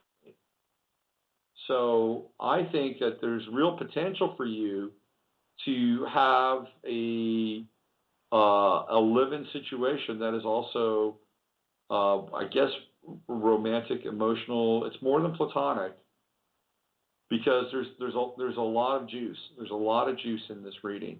And the true node is in the 7th house. And, we know that if you want to really find out who you are, you go to where the true node is. So your point of exploration from your birthday on the 13th to your birthday in 2015 is about relationship. That's going to be the most powerful point that you can explore in your chart. And I believe that because Mars is in Libra, that there will be some aggression around it, meaning that you will be more inclined to push things a little bit more, to put yourself out there a little bit more, and you may even encounter people who will do the same thing. So that's a very powerful, energy with Mars and the true node conjunct in the 7th house. So, we're dealing with mostly air signs here, 24 Libra, 24 Gemini, 16 Aquarius. So part of this also has to take into account the quality of mind because air signs rule the mind. So if you want to have a relationship, right, if you want to have some domestic stability or a partner that you can share a life with, part of it starts in the mind. That has to be an idea, first and foremost. If it is an idea, then it has the potential to come into fruition. Now, this is an interesting kind of exercise in blending elements, right? Because Mars and the true node are both in Libra, and they're in the 7th house. So air sign, right, in an air house. Now, Moon in Aquarius, well, Mars is almost, Libra's air sign, right? But Mars is almost in the 8th house. And we could read that for the 8th house. So why don't we go ahead and do that and put it in the 8th house, because it's right there. It's right in the cusp. So we put it in the 8th house. Now we have an 8th house Mars, water, but it's in an air sign, Libra. We have a 12th house Moon, water, but it's in an air sign, Aquarius. And we have a 4th house Venus in Gemini, air, but it's in a water house. So we have the combination of air and water together. So the whole idea here is that relationship, relating, companionship, blossoming all starts as an idea. It all starts with a thought. Can I have that? Do I want that? If I do, what does it look like? What does it feel like? Now you're into the water houses. What does it feel like? How would it feel? How would it feel to live with somebody? How would it feel to sit down and have, a cup of coffee waiting for me in the morning because somebody loves me and wanted to bring that into my life? How would it feel to have somebody sing a good night song to my little girl? I mean, now you're into the feeling aspect of it. And so if you want to use astrology as a kind of a tool for your own life, again, just based on the solar return chart, you have the potential for magic in this chart. And the magic starts as an idea, and then it percolates into feeling. Okay? Now, one of the things, and one of the challenges with your chart is Chiron on the ascendant. And it doesn't matter what sign Chiron is in, because Chiron will always have a sense of being judgmental in some ways, right? Because on the ascendant, you're like, oh my God, how can anybody accept me? Fill in the blanks with Chiron. But Chiron in Pisces on the ascendant is encouraging you in a weird way to be open with the world, right? To not hold back, to say, hey, this is who I am, this is my life, for better or worse, love it or leave it, this is what I've got going on. Because Chiron in Pisces on the ascendant has a powerful effect on you accepting who you are and what your conditions are, unconditionally. Because Pisces, theoretically, is about unconditional love, right? There's no boundaries. There's no limitation with Pisces. Chiron on the ascendant says, I need to love myself unconditionally. And by loving myself unconditionally, I then can allow others to love me, accept me, embrace me for my wound, whatever that wound is. Whether it's being a single mom, whether it's being underemployed, whether it's fill in the blank, right? Right. Your Chiron is about accepting who you are and loving who you are and being okay with it. And here's what's going to be cool about that, right? By doing that, you free other people up to do the same thing. So now it becomes, we're getting back to the ascendant here, it becomes something that gives back. It's a healing component. It's like, wow, look at Camille. She is really okay with her life. And if Camille can be okay with her life and the challenges she has, look at my life. Right. So now your Chiron becomes an inspiration, right? Or if not just an inspiration, it's allowing other people to show up how they are. Because you are allowing yourself to show up how you are, in spite of whatever kinds of differences or judgments might be placed upon you by the world at large, right? Right. So it's all about the self-love. You do that with your Chiron, and you play with these elements, this magic, and you can have a very interesting year. And also, by the way, Pluto is moving into it's right on the ingress of your 11th house. So a lot of your relationships have the potential to change. and you'll have Pluto brings endings and beginnings. So you'll have a new sort of batch of friends or groups that will be coming into your life as some of the old ones move away. And in some cases might even pass away, to be honest with you. So, right. But I love your chart. You got a lot of squares. You know, you've got square to Sun and Uranus. You got a big fat T square with, you know, Sun to Mars, and Uranus is in that mix. Hey, squares make us grow.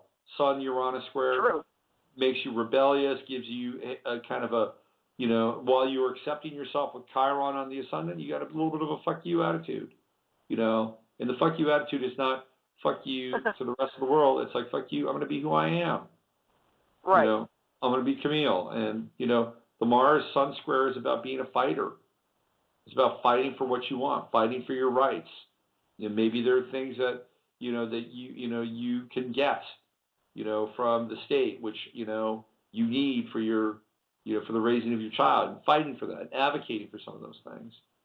So, you know, that Mars Sun square is a battler, you know, so don't, you know, just because you're loving yourself and accepting yourself with Chiron and all your wounds and stuff, and to hell with the world, it doesn't mean you become passive. So, and your chart will not allow that anyway. So, is there any I hear love and friendships, but what about business and career? Yeah, well, so we looked at the 10th house and we looked at the 6th house. And you don't have a lot. Well, okay. If we look at Jupiter moving through the sign of Leo inside of your solar return chart, then yes. Now, there's nothing in the solar return chart itself, but transiting Jupiter through your 6th house could improve prospects for you. I think the key, though, is that Chiron on the ascendant. Okay. Now, the other thing, too, is when we have Jupiter and the Sun in the 5th house, one of the things, and especially by degree, one of the things that you can do is you can actually potentially turn a hobby or a pastime or a passion into a life work. Okay? Right. Okay. So you may want to look at doing something that you enjoy doing and doing it well and then taking it to another level. That could be something that could be very interesting for you this year. So, well, I've already got that in the works, so. Okay. We'll stay with it. Okay, good. There's the story of this woman that I read about a long time ago. It's a great story. She got really sick, and she was a pretty high-level executive.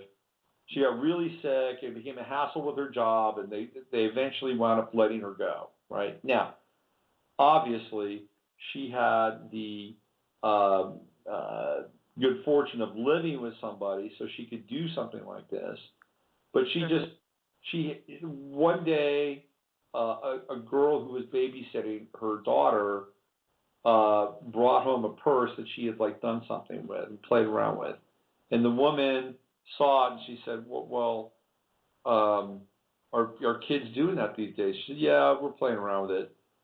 So she wound up getting a purse and trying this on for herself.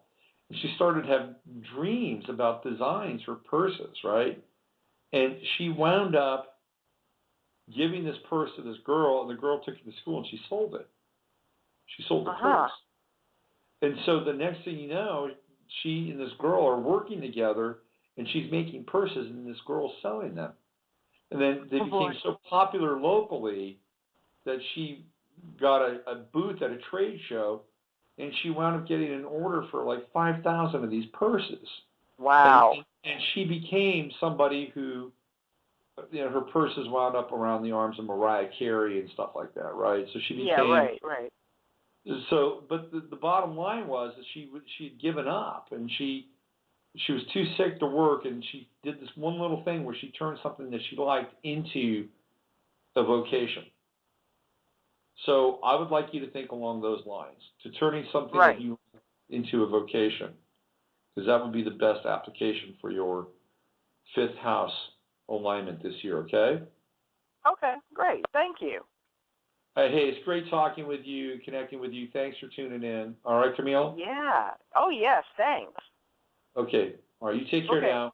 Bye-bye. You too. Bye-bye. Hello there. Hi, Robert. It's Philip Proffer. Hey, what's up, Big Phil? Hey, nice to hear from you again. Yeah, I was wondering if you can do a reading for me. I would love to get a reading today. Yeah. So we're going to go over a little bit today because I'm going to do a quick little reading here for Philip. So we're about 5 minutes away from signing off, which means that we will have a period where all of a sudden you won't be listening to me anymore, unless you're listening to the stream, the podcast, in which case you will. So I want to thank everybody for tuning in and listening and being a part of the show and just being there. Chat room, the whole 9 yards. And you know the drill. Use your head to discern what's real, your heart safe when what's possible. I'll be back on Friday with the Friday Firecast. Okay, hit me with your birthday, Philip. Okay, it's November 25th, 1959. Okay. November 25, 1959, and the time is 9:13 p.m. And let's see, it's in Los Angeles. How about Hollywood, that? California. Hollywood, actually. I don't have to change the town. Okay, there we go. All right, Mr. Stellium in Scorpio, 1st house. What's that now? You have a stellium in Scorpio, right? No, I have a sun in Sagittarius, November 25. Oh, I'm sorry. Well, the stellium would be the ascendant and Mercury and Saturn, the 3 Scorpio. Yeah, your sun is at 3 degrees. I got right, exactly. Yeah. Okay, so what do you want to look at? Well, basically, relationship. If there's anything coming on right now, I didn't know until I was listening to you about the ascendant how powerful it was, and when you said the aspect of it, the aspects, and I got Neptune, which squares my ascendant, I believe, right? You know what? I have to recalculate your chart here because there we go. All right, so I had it on the wrong setting. You've got the Leo ascendant, and you've got this. Okay, I apologize. So let's start over. Go ahead. Okay, so yes, the ascendant is very powerful, and you have Leo on the ascendant, and the Leo ascendant is well, it's interesting because in order for you to activate the ascendant, you have to with Leo you have to really own it, right? Right. And I wrote that down when you said that. Yeah, and with Leo you have to come from your heart, right? Right. Leo on the ascendant is heart on sleeve, man. It is like I'm going to live with love. Unapologetically, I will live with love. I will live with passion, and I will be creative. I will use my everyday world to be a canvas with which I paint my personality upon. That is the Leo ascendant. Exactly. And here's an interesting thing, right? All right. Now, I don't know what your sexual orientation is. I'm assuming you might be heterosexual, although I never want to assume anything. But no, definitely. Okay. So there's something in the chart that says I might be different. No. But I just no. That was my son. I just never want to assume, right? Now, what's interesting about the Leo ascendant is that if you want to have a relationship or you want to attract somebody to you, right? Right. You have to be fully into your Leo, and there's kind of a peacockish quality to Leo on the ascendant because it's royalty, right? It's royalty. Sagittarius, and you have a very strong Sagittarius. You have the Sun and Jupiter conjunct Sagittarius, so you don't really You don't really, in some ways, Sag doesn't care about appearance, right? Right. Sag is more about a kind of a philosophical kind of feeling or vibe. It's not about the outer, it's about the inner. That's kind of a Sag thing. So Leo, though, is not about that. Leo is about, hey, look at me. Look at what I'm wearing. Look at my hair. Look at how I'm dressed, right? So part of owning that Leo ascendant, especially with the challenge of Sag in some ways, which doesn't really go in for all that. Sagittarius wants to take the piss out of things, right? Sagittarius is really democratic in a lot of ways, really democratic. It doesn't hold much investiture in titles or royalty or being special, really. But Leo's not. Leo's different. Leo is, hey, look at me. I have the ability to be colorful. I am colorful. I am life. I am the sun. I am radiant. So if you want to attract somebody, you want to have a relationship or a connection, then you got to own that Leo, and you own it in a way where you are bold and colorful and loving and creative. You do that, and people go, "Wow, this guy's interesting. I want to spend time around him because I'm feeling his warmth." The warmth of Jupiter and the warmth of the sun are two different kinds of warmth. Jupiter is philosophically warm. Jupiter is kind of paternalistically warm in some ways. The sun is radiant warmth, theoretically. So there are two different types of warmth. The Sagittarius warms up to ideas and concepts. That's where it gets hot. It warms up to patterns and, things that are intellectual and philosophical. The sun, it warms up to the moment and the heart and connectivity. So the shift here, and you have a nice trine between your sun and the ascendant. So this is something you can do. You can engage with it, right? So I would say for you to connect with someone and to connect with someone in a loving kind of way, that you need to own that ascendant. You need to open your heart. That's the big piece. Now, you have Chiron in your 7th house, which is the house of relationships, and that is where your wound is. And that's we're going to talk about this next week, but the descendant is the hall of shadows for the ascendant, because our boogeyman, all of our stuff comes out in relationship, right? Right. That's so where it comes Aquarius, out. Right. And yours is Aquarius, so it's Chiron. So you need to find somebody. Funny, I work for Aquarius. Yes, you need to. I would say finding yourself a kooky Aquarian would be really helpful. Okay. Finding somebody who can accept you, because you're with Chiron in the 7th house. You're looking for acceptance. You're looking for acceptance of how different you are, or your ideas, or your philosophies, or your lifestyle. Exactly, Robert.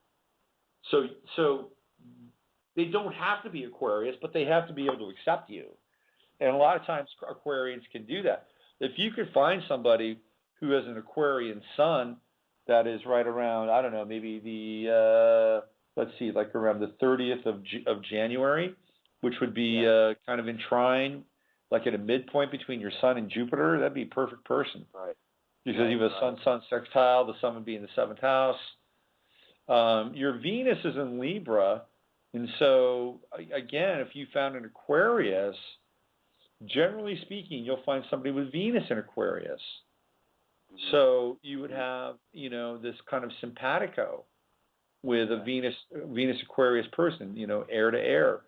And you have Moon in Libra, and you have the true node in Libra, and they're conjunct. So relationship is important for you, really important. It is very important. Now, my whole focus on my 90% of it. Uranus is going to be opposing your Venus for a large part of 2015.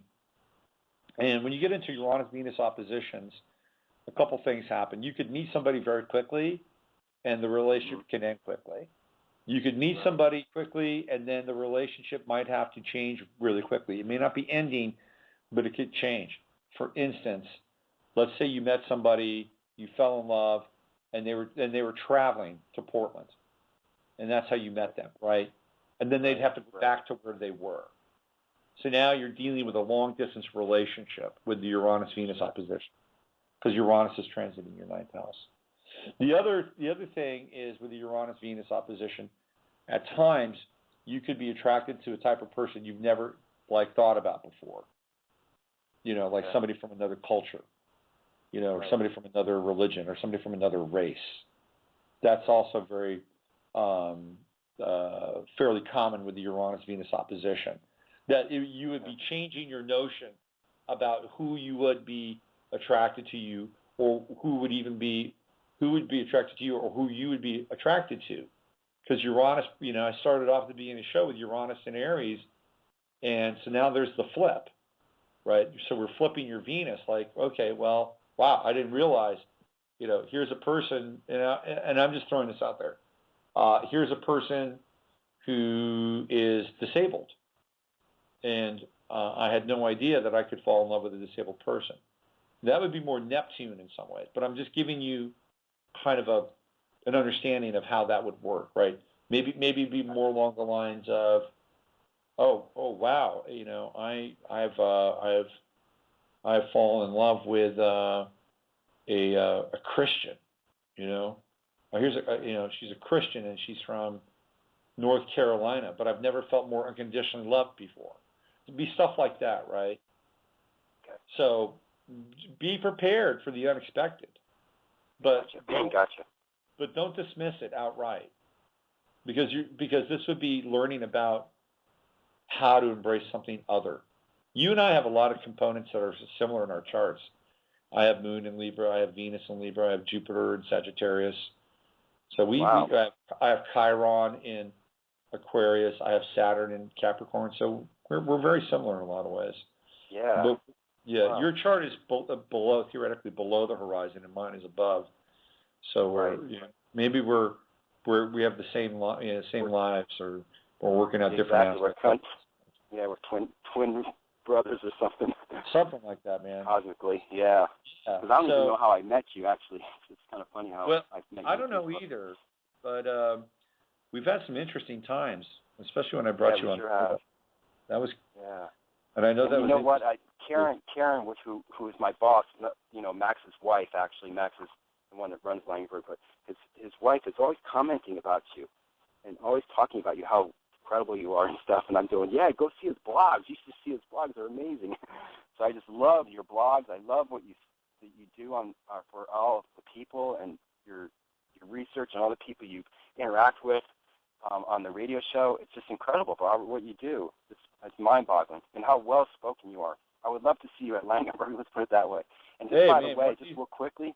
Yeah. Real quickly, I think that Langenberg is going to be really big in Texas. I mean, we've got people coming in all the time who are big-time players, talking about Texas getting our systems in Texas to clean up the frack, clean up the toxic stuff, and take care of that drought condition that you guys are in. Yeah. So it's a big concern on Langenberg, let's put it that way, about Texas, and so let's hope for the best there. Yeah, well, keep me posted. Anything I can do to help you guys down here, just let me know. I'm serious about that. Yeah, I know. It's just such a wonderful company. Like I've seen miracles, Robert. One guy just recently, he's our finance guy, and finance is actually okay. You've heard of MRSA, right? MRSA. Yeah, I have. Yeah. Okay, MRSA is caused by finances. I went to Carl Jung kind of expose on healing and disease, and diseases, what the psychology of diseases are, rather. So it had that MRSA is caused by finances, something to do with finances. And our financial guy had MRSA, which is kind of funny. But the doctors didn't know what to do with this guy. They're going to cut off his foot because it was that bad. He had a cast on his leg for 2 or 3 years. Put him in the water, about 10 treatments, and it was totally 100% healed up. 100%. Wow. And Max just took some stuff out of there and put it in the water about 10 times, and he got off his cast. He didn't need to get his foot amputated. Just, it's amazing what water can do. It's so powerful. Mm-hmm. What this water can do. Yeah. So anyway. I'll never forget the water you guys sent us, and my kid loved it, man. He was totally into that good. water. Yeah, Yeah. The children love it more than the adults because they really recognize it. They're like, whoa. Yeah, so that's good. We'll get you some more when we can. I mean, right now we're still financially stuck in the hole, but eventually we'll get some funding and things will start moving because I know the planet needs us. They really do. Cool. They absolutely are desperate. Yeah, I'd agree. I would totally agree with that. Well, let's stay in touch, and I'll see you over on Facebook, and you take good care, Philip. Okay, Robert. Thanks so much for the reading. I really appreciate it too. Hey, you're welcome, man. What you said. Okay, you're take welcome. care. Bye-bye. You too. Bye-bye. And that's it. We've reached the end of the show. You're listening now. You're listening on the podcast. So why don't we just go out with a little Jim Morrison? I love it. He's such a cynical fuck here. I love it. I have no problem that he disses astrology because I don't think he dissed. I think he was just being Jim Morrison in the Sagittarius. This is Robert Phoenix. You've been listening to the 11th House. I'll see you on Friday. All right. Hey, listen, man. Listen, man. I don't know how many of you people believe in astrology. Yeah, that's right, baby. I am a Sagittarius, the most philosophical of all the signs. But anyway, I don't believe in it.